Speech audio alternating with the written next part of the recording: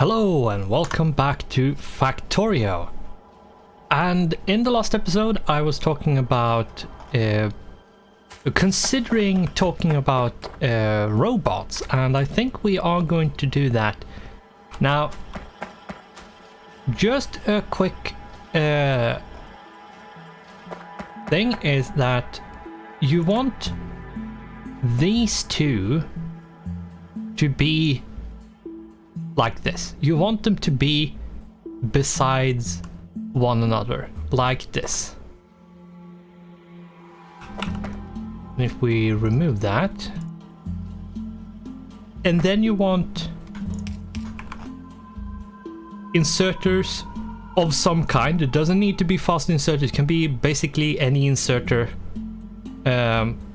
feeding from these into a robo port.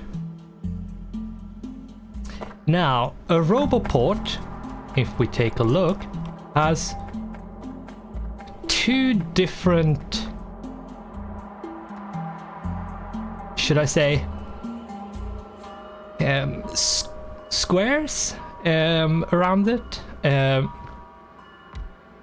Now, if we take a look at this, if we go and zoom, make it a little bit easier. The green is, it's very simple. From the middle, like from this roboport, and then out to the and outwards, regardless of which color it is, they all both start from the roboport and goes all the way out to where the respective color is ending. So the green one ends down here and over here, and then just goes around like this. And in the green is where every construction robot can work. So anything that is within the green area, a construction robot can do some kind of construction work, whether it's putting down an assembly machine, or it's deconstructing, or anything that is considered a construction job. Now, the smaller rectangle, like the smaller square that is orange, that's for logistics robots. So the orange square is where logistic robots can work. Any kind of logistics tasks, which is it can be everything from like feeding some boxes, or it and it has to be the special boxes, but I'm going to take that later when I have them. But what that means is that if you have logistics robots and you have, for example, put into your logistics tabs over here, you say, I want this many transport belts. If I don't have 90 of them, then you will get logistics robots carrying transport belts until you get 90 of them, as long as you're in the logistics area, which is the orange square. Now, if we do this, we can show you guys how, as you can see, we can overlap. We could do like this to just maximize the construction area, but we could do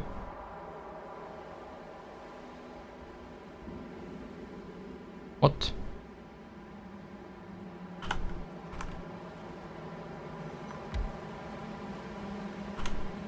Right. We could do this to connect up the various roboports. And as you can see, the dotted line, that indicates that the 2 roboports are connected, and the logistics systems, when it comes to logistics robots, is connected. So they can work within, and they can communicate in between. Usually I put up like this, so I get something like this, but that is not necessarily what you have to do. You can put it however you like, and you don't need to put them like exactly. You can do something like this, like just overlap. That's also completely fine. But for now, what we need is 1 just so we can start producing these. What I want to do... Right, I'm not actually producing anything just yet, so that's fine then. Now I do want this, so we don't mix the signals. And read robot statistics, available logistics parts, total logistics parts.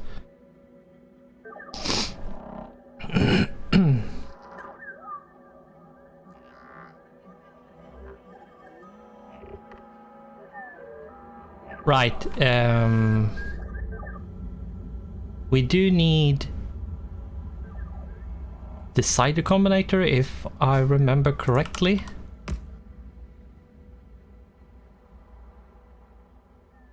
Yeah.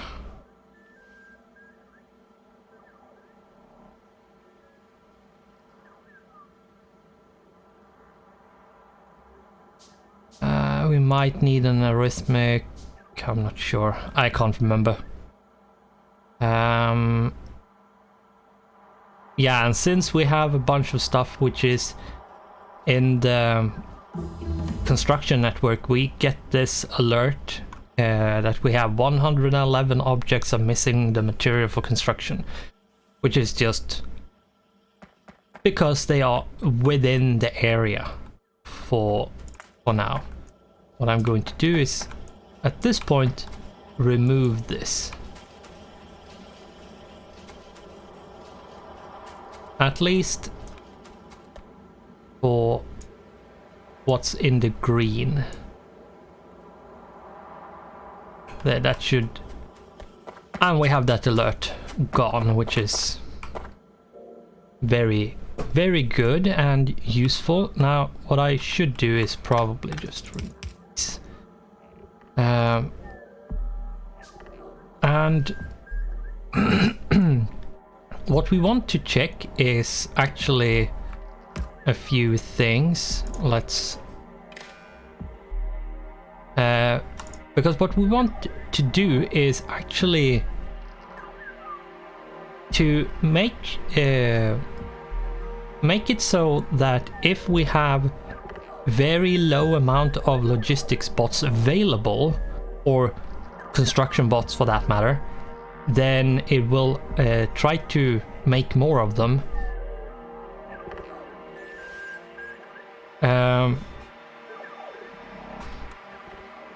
I can't remember exactly. I think I did, or did I? I might have to check that between episodes. More exact.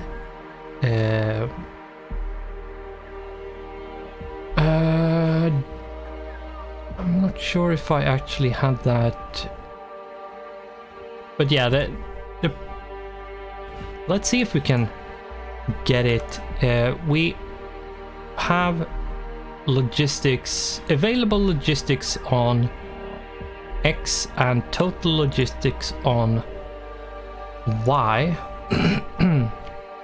So if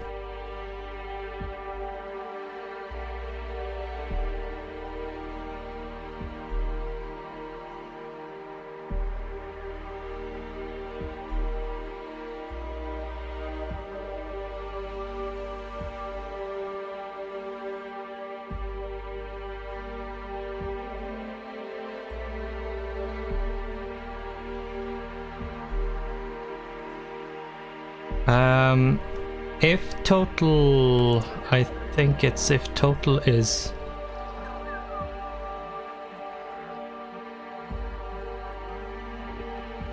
I can't remember how it's done. I really can't remember. But this, just leaving it as it is right now, is absolutely fine. Just like this. What you can do is either rotate these or remove them so they don't feed into this one anymore. Now, we can't just have one of these. That's just not going to work long term. So what we need to do is actually put down one more. And I'm going to put it over here. Let's do it like that. Now, be aware, once you start getting like a lot of robots, they will consume a lot of power. So be ready for a high amount, like a high consumption of power when you hook up robots, especially if you are going to use a lot of robots. Now, I'm not sure how many I'm going to use. I do want like 1,000 to 2,000 construction robots, and I'm not sure how insane I'm going to go with the whole like how extreme I'm going to go with logistics bit of it.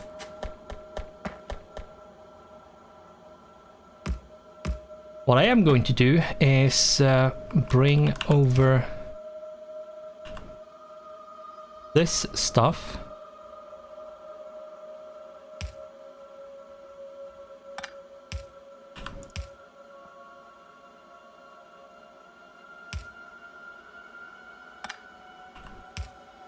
I think what we should do is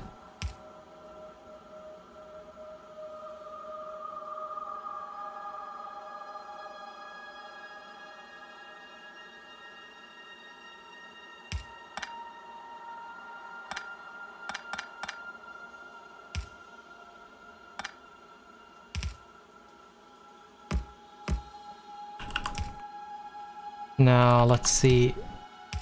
What we want to do is to do this. No, not like that.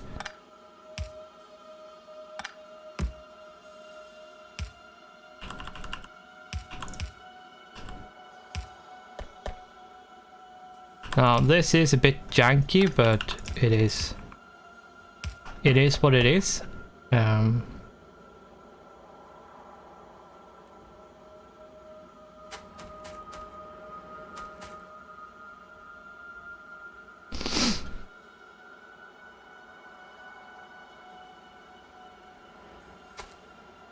It's not going to use like an extreme amount of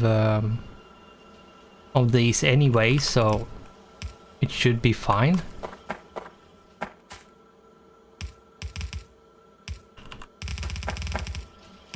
Here we go. And yeah, the spaghetti is spreading quite nicely. And what I think I'm going to do is just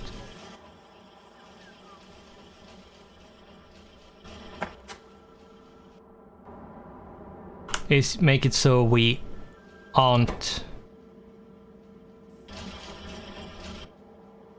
making like a ton of them without controlling how many is going into the Roboport so far at the moment, because we need to set up the whole thing with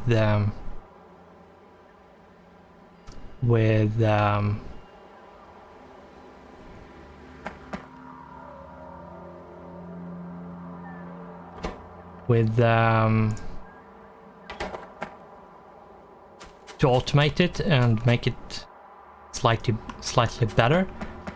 And let's see, and for actually making it work completely, we need a science. We need the logistics system to get the active provider, requester, and buffer chest. And yeah, we don't have it. We have the storage chest and passive provider, but that's it. We should put up the production of that more solidly. I need red and green circuits, and I need steel. Right. What I could do is probably take the steel from here and route it with this and make something like over here that makes the passive provider chests and storage chests and so on. How many? It's 5 in total. Let's make this. Let's see if we can actually get this completely.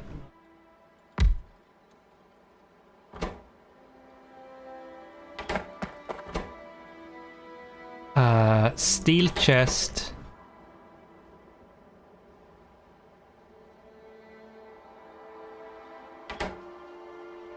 Right, because we need this, we need the steel for that, and then we need just red and green for everything else. If I'm not mistaken, it's the same here.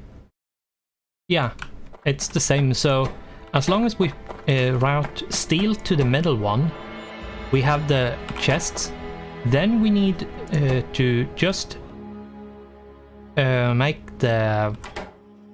get the like red and green circuits dragged around, so supply the whole thing. So let's do that.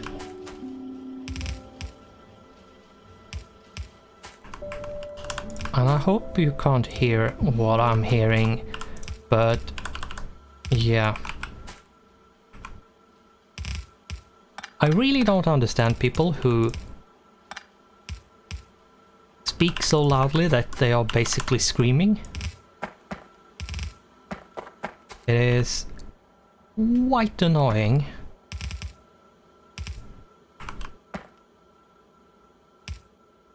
And yeah, I know I've said it before, but it is...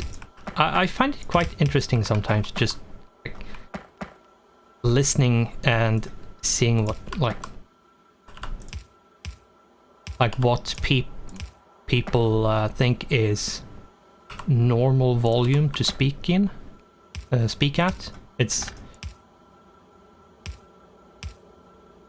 You'd be surprised how loud people talk sometimes, and think it's just not that loud.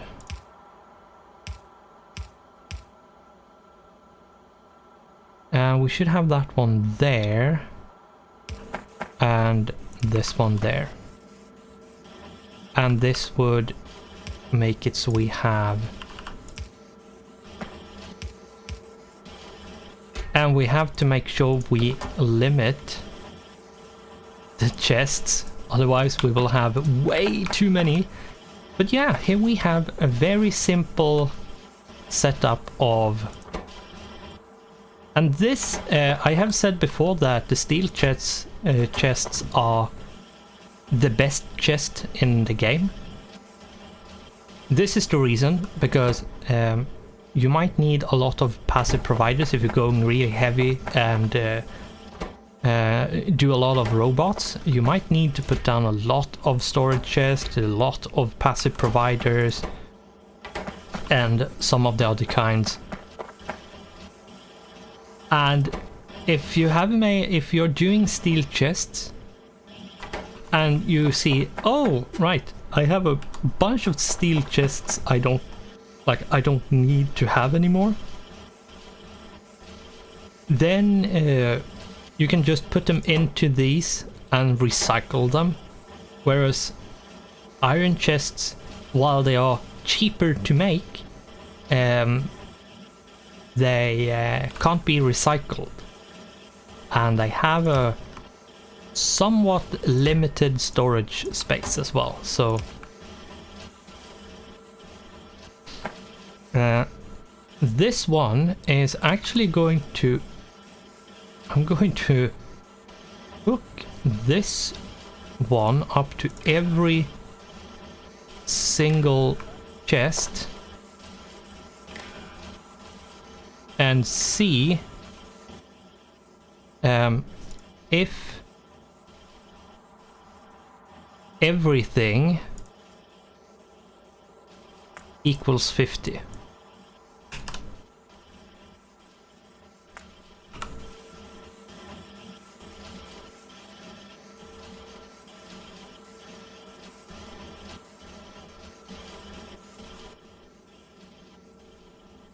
Or maybe I should do anything. Yeah, let's do anything. So if any of them is 50, then they can actually put into here. I'm going to switch it over to everything later on,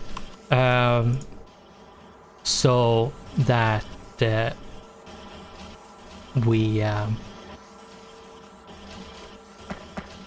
only store steel chests if we have a full stack of everything else. Now the difference between anything and everything is that what it means is everything. It means that every single a signal that an amount like different kinds of informations and inputs has to all match the constant number of 50. If one thing isn't 50, then it will be disabled anyway. However, if 4 out of 5 is not 50 but 1 is, if it's set to anything, then it's going to be allowed, because if we take, what I'm going to do here is remove that one and take 25. This is still operating even though that not everything is 50, because yeah, one thing is 50, which means something. Anything at this point means that something is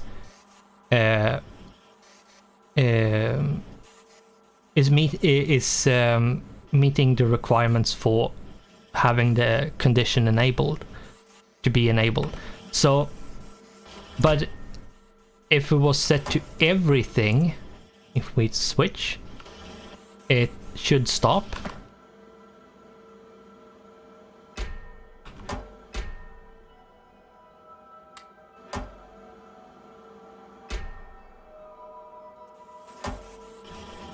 And won't do that. Let's put something in here. Yeah, it seems like it can't be empty, but still at the same time, if there's nothing here, it's the same as no signal, which means since it's not sending any signal, but since we now have stuff in here, and that is and like, since it's everything and some things are meeting the requirements but not all of them are meeting the requirements, that means it's disabled. Now if we had 50 here, exactly 50, it would mean that in all 5 of them, it would mean that this got enabled. Now we don't need that. Let's see where, because yeah, I could actually leave it on everything because yeah, there is a bit of problem since it's so. Let's put it on to anything for the moment. But yeah, everything, it means that every single input has to meet the requirement, and anything means that one thing out of every input has to meet the requirement for enabling whatever you want to enable or disable. So that's the difference, really.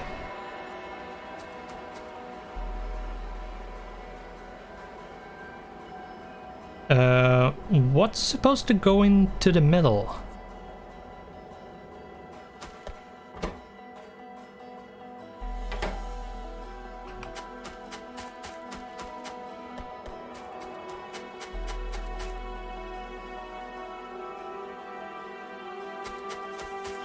Is it... oh my god. What have I done here?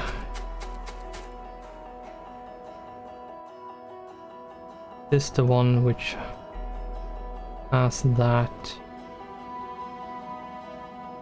Yeah.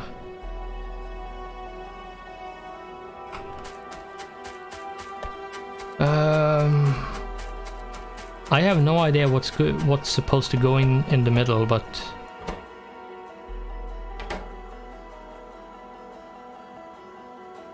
well, whatever.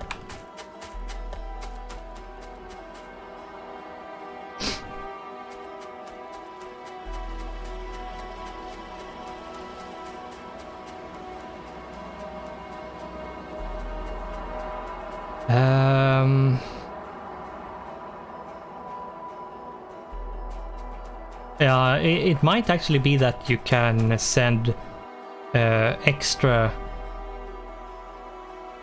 of something along. I'm not sure. I can't remember what's supposed to go there or what. Or some. Oh, sorry. Now, robots is not something I'm really sure we are ready for right now, and the whole let's set up to like control it, I have to check that so I'm not like derping out completely when I'm trying to explain it,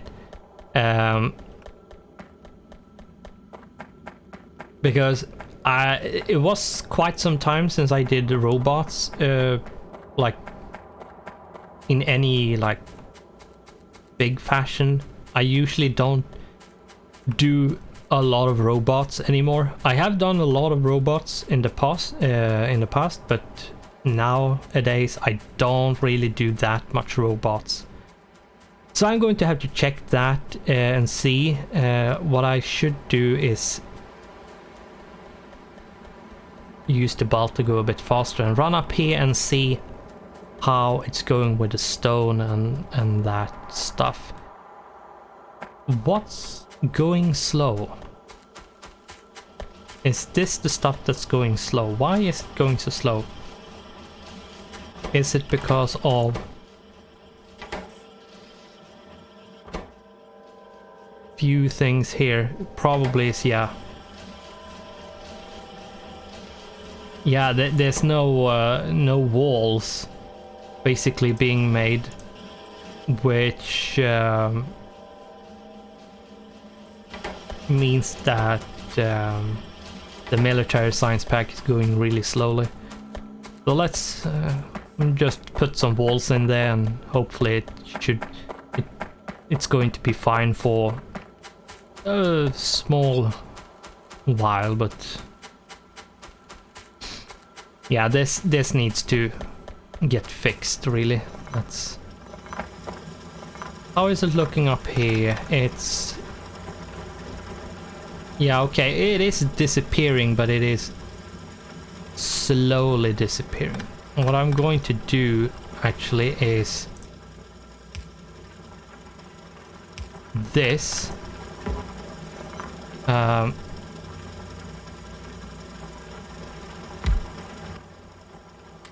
Move it to not be as much in the way, and maybe we can scale off slightly faster.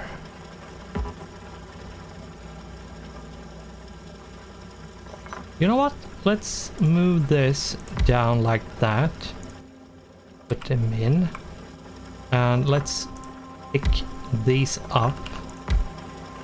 And you over here.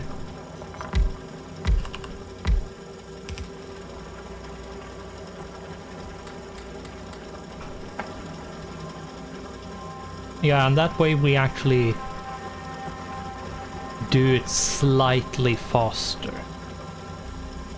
Not a lot faster, but slightly.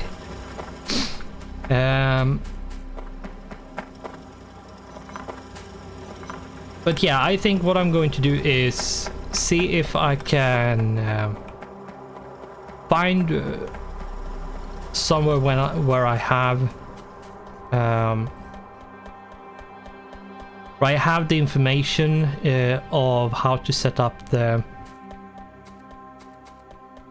Quite easy, but still might be a bit convoluted. You need to know what you need to know what kind of things you need and how to set it up to actually work. Now, as I said, I haven't done robots in a while, so I have not used it in a while, which means I can't remember how to do it.